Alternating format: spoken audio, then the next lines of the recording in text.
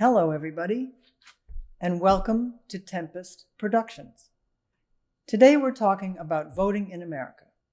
Should every American citizen be able to vote and vote easily? In 1872, Susan B. Anthony was arrested for voting because she was a woman. At her trial, she posed this question: is it a crime to vote? Ida B. Wells, a Southern-born journalist and suffragist, is famous for her investigations into lynching, courageous investigations. Later we'll read from her brilliant 1910 essay, How Enfranchisement Stops Lynchings. In it, Wells tells us exactly how, in the years after 1875, Black men in the South were deprived of their ballot, leaving them with no public voice and no weapon against white violence. We are 6 women flying through virtual space to meet with you today from Boston, Massachusetts and Orangeburg, South Carolina. I'm Deborah Lake Fortson, the artistic director of Tempest.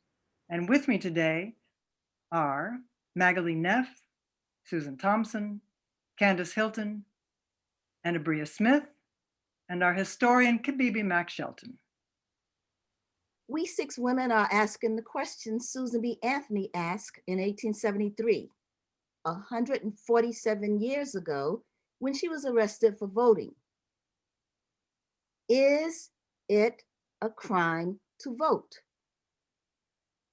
Born into a Quaker family committed to social equality, Susan B. Anthony collected anti-slavery petitions at the age of 17. In the 1872 presidential election, Anthony voted in Rochester, New York. She was arrested, put on trial, convicted, and fined $100, which she refused to pay. She argued in this speech before her trial that women already have the right to vote because it's granted in the Constitution. It states in the preamble, "We, the people of the United States, in order to form a more perfect union, establish justice, ensure domestic tranquility, provide for the common defense, promote the general welfare, and secure the blessings of liberty to ourselves and our posterity, do ordain and establish this Constitution for the United States of America." It was we, the people, not we, the white male citizens, nor yet we, the male citizens, but we, the whole people who formed this union. And we formed it not to give the blessings of liberty, but to secure them, not to the half of ourselves and the half of our posterity, but to the whole people, women as well as men. And it is downright mockery to talk to women of their enjoyment of the blessings of liberty while they are denied the use of the only means of securing them provided by this democratic Republican government, the ballot. For any state to make sex a qualification that must ever result in the disenfranchisement of one entire half of the people is to pass an ex post facto law and is therefore in violation of the supreme law of the land. By it, the blessings of liberty are forever withheld from women and their female posterity. To them, this government has no just powers derived from the consent of the governed. to them, this government is not a democracy. It is not a republic. It is an odious aristocracy, a hateful oligarchy of sex, which makes father, brothers, husband, sons, oligarchs over the mother and sisters, the wife and the daughters of every household, which ordains all men sovereigns and all women subjects. There is and can be but one safe principle of government: equal rights to all. And any and every discrimination against any class, whether on account of color, race, nativity, sex, property, culture, can but embitter and disaffect that class, and thereby endanger the safety of the whole people. Listen again to what she says. Quote, discrimination against any class, any group of us endangers the safety of the whole people, unquote. This is something we're still learning. By the way, Anthony never paid her fine, and the government never collected. Her protest echoes the old revolutionary adage, resistance to tyranny is obedience to God. In 1873, when Miss Anthony was on trial in New York, Miss Ida B. Wells was 11 years old in Holly Springs, Mississippi. By 1883, Miss Wells was living in Memphis and writing for a newspaper. In her column about Black life, she wrote about being thrown out of the ladies' car on the railroad and asked to ride in the smoking car, where the Black people sat. Like Rosa Parks 72 years later, in 1955, Ida refused to move. The conductor put hands on her trying to forcibly remove her, and she bit his hand. She left the train, took a wagon home, and sued the railroad. She was 21. Her observations about the treatment endured by the Black community led Wells to write that getting the vote was at the center of the quest for justice. Here are her words. With no sacredness of the ballot, there can be no sacredness of human life itself.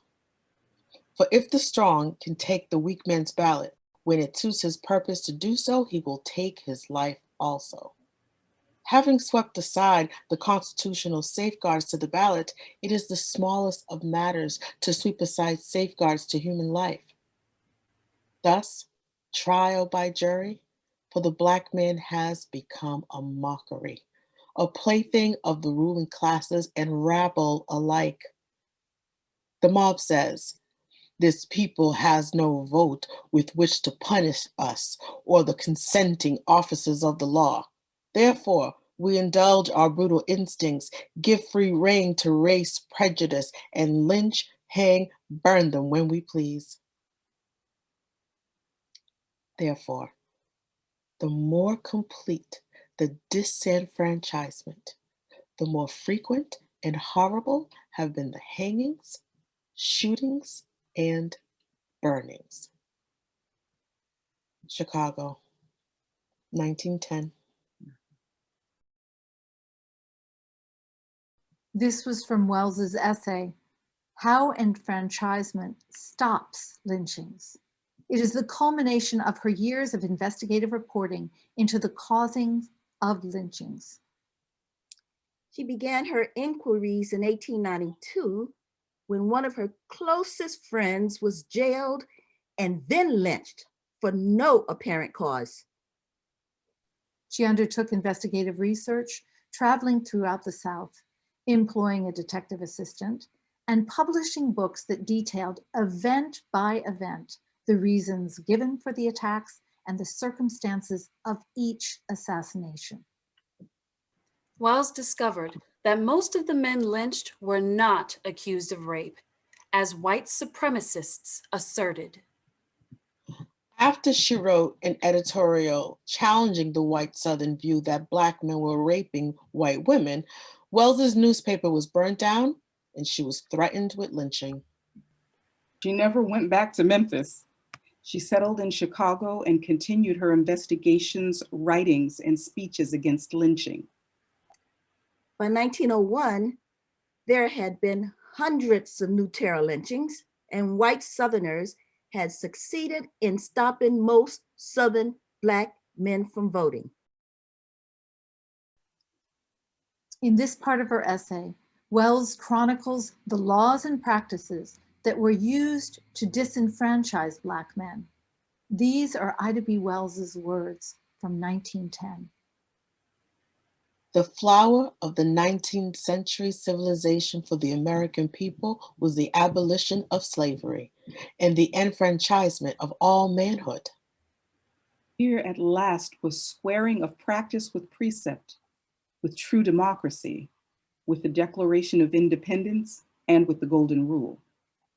The reproach and the disgrace of the 20th century is that the whole of the American people have permitted a part to nullify this glorious achievement. And make the 14th and 15th Amendments to the Constitution playthings. A mockery and a byword, an absolute dead letter in the Constitution of the United States. 1/3 of the states of the Union have made and enforced laws which abridge the right of American citizens. Although the Constitution specially says no state shall do so, they do deprive persons of life, liberty, and property without due process of law. And do deny equal protection of the laws to persons of Negro descent. The right of citizens to vote is denied and abridged in these states on account of race, color, and previous condition of servitude, and has been so denied ever since the withdrawal of the United States troops from the South. This, in spite of the 15th Amendment, which declares that no state shall do this. These rights were first denied by violence and bloodshed, by Ku Klux Klans who during the first years after the Civil War murdered Negroes by wholesale for attempting to exercise the rights given by these amendments. And for trusting the government, which was powerful enough to give them the ballot, to be strong enough to protect them in its exercise. Senator Tillman told how it was done in a speech on the floor of the United States Senate when he said that he and the people of South Carolina shot Negroes to death to keep them from voting. This they did till congressional investigation of the Ku Klux Klan methods turned the limelight on the unspeakable barbarism of those wholesale murders.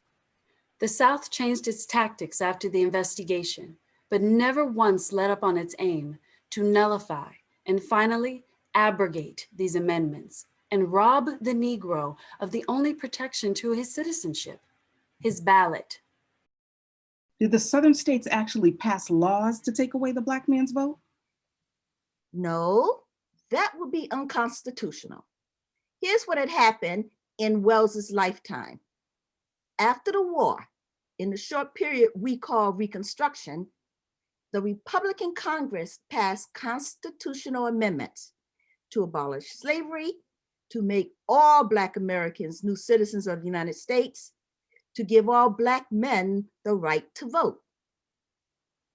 That was the 15th Amendment, the vote. Right. But Black voters were getting attacked when they tried to vote.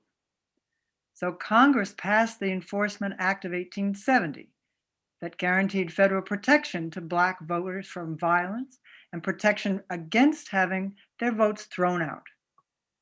Between 1869 to 1875, Black men voted in great numbers. They ran for office, were elected to office, including 10 members of Congress by 1875. But in 1875, everything changed. The Supreme Court stopped the federal protection of Black voters. They decided that protecting voters from violence and from having their votes discarded would no longer be handled by the federal government. Instead, voting and any protection of voters would be the responsibility of the state governments. So by 1908, all the Southern states had created rules to eliminate Black men and poor white men from voting. First, there were poll taxes to pay. Second, in a literacy test, they had to read part of the Constitution and explain it. But 60% of Black men couldn't read. And 30% of white men couldn't read either. But the grandfather clause said that if a man's grandfather had voted, then he could vote. illiterate or not. That benefited the white man, but the black man's grandfather was probably a slave, so he couldn't vote. Then in each town, private citizens could add restrictions of their own to voting. Like they would cut down a tree and put it across the road so buggies from the black side of town couldn't get through to the voting place. Employers would threaten to fire a worker who voted. They would burn a cross in his yard, shoot bullets into his house at night, beat him up, run him out of town, Or kill him. The Enforcement Act would have ensured the protection of the federal government against these attacks. But when the Supreme Court took away that protection, leaving it to the states, Southern black men largely stopped voting. By 1879, only one black congressman remained. In 1901, the number of black Americans in Congress dropped to 0, and it remained at 0 until 1929. Now, I did not realize what a big role the Supreme Court played in taking away the black man's vote. See, this is where we historians come in handy. We keep digging up the truth. So the events Wells describes next about throwing out black votes were after federal protection had been withdrawn. That's right. Wells continues, quote, "Again, we have the testimony of this United States Senator on the floor of the Senate as to how this was further done. Senator Tillman defiantly told how he and his compatriots stuffed ballot boxes and threw out those of that remnant of the Black South which still tried to vote. When this bewildered race turned in dazed appeal to the government which gave it freedom and the ballot, awaiting explanation and beseeching protection, It was told that the government had made a mistake in enfranchising them, that it had offended the South by doing so, and was now busy repealing the Civil Rights Bill, affirming Jim Crow legislation, upholding disenfranchising state constitutions, and removing in every possible way the constitutional guarantees to life, liberty, and the pursuit of happiness. Removing everything, in fact, that was offensive to those who had fired on the flag and tried to break up the nation. And the Negro must now look out for himself. This he has done for the past 30 years as best he could. He was advised that if he gave up trying to vote, minded his own business, acquired property, and educated his children, he could get along in the South without molestation. but the more lands and houses he acquired, the more rapidly discriminating laws have been passed against him by those who control the ballot.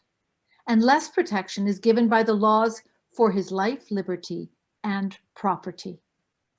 The Negro has been given separate and inferior schools because he has no ballot. He therefore cannot protest against such legislation by choosing other lawmakers.